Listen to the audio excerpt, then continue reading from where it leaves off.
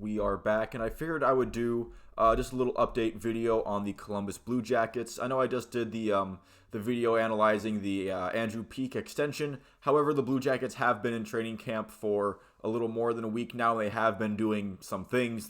Events with the CBJ have happened. So I figured I'd just give a quick rundown of what's transpired ever since the beginning of training camp, excluding the Andrew Peeke extension, obviously. So they have been playing preseason games. They are 2-1-1.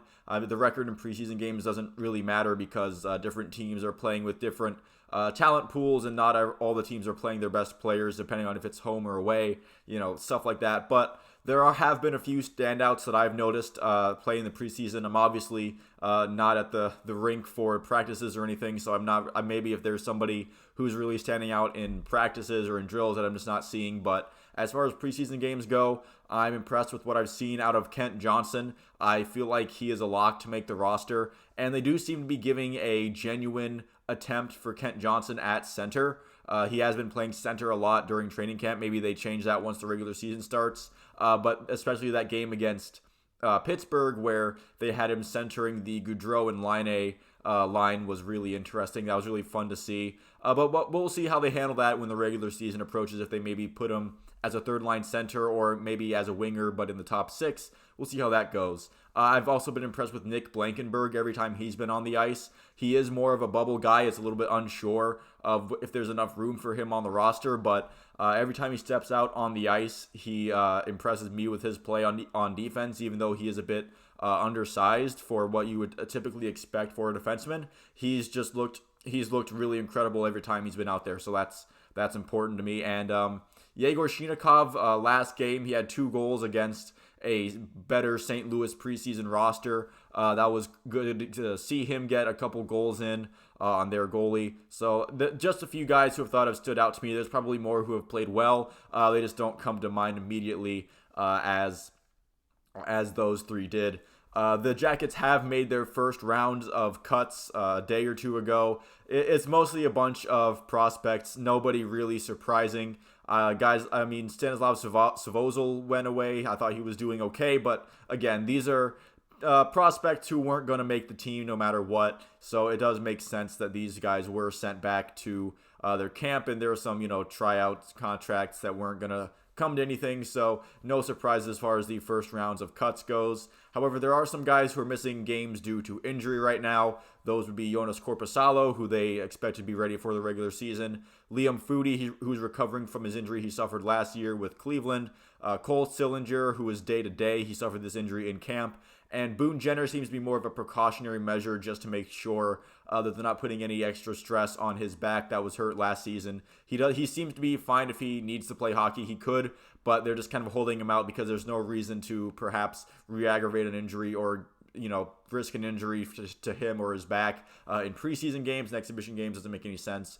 So those guys, 3 of those guys are pretty much locked to make the roster. Liam Foudy is a bit different. He is on the bubble. And I do want to get into more bubble guys right now. Again, I don't think Kent Johnson is there anymore. I think he is definitely a lock to make this roster. Again, him being on the first line in his first preseason game makes a lot of sense if that is the case.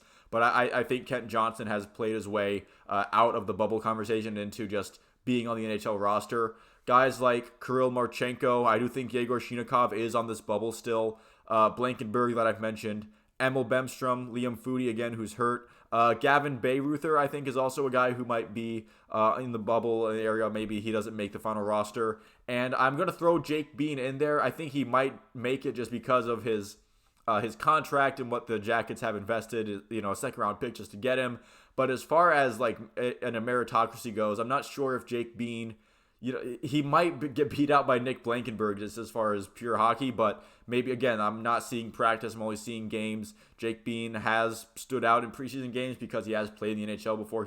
He's been around he's been around the block. He knows what he's doing. But still, I do question if Jake Bean is going to last very long in Columbus at this rate. Again, maybe he makes the roster and he does great on the third pair and he's fabulous and he makes me eat the words that I just said. I hope that's true. I hope, the Jackets have been as good players as possible. But as for right now, Jake Bean is definitely looking like more expendable than not. And one last thing before the video ends, I did want to briefly mention that the Blue Jackets are still rumored to be in on the Chychrun sweepstakes. Jacob Chychrun is obvious. I keep messing that up. Jacob Chychrun is obviously a very good young defenseman on a great contract for now, but I'm not quite sure how good of a fit he is in the Blue Jacket system. They do have prospects coming up that he would block. The roster right now, I don't know if they need another Chychrun type of player, as they seem to have. If you put him into the roster, where does he fit? Does he move Boquist down and he's next to Gavrikov? Do they play him next to Werenski and kind of have a, it's not, I don't think it's a great fit, especially with the asking price that Arizona still has. It's reportedly still pretty high.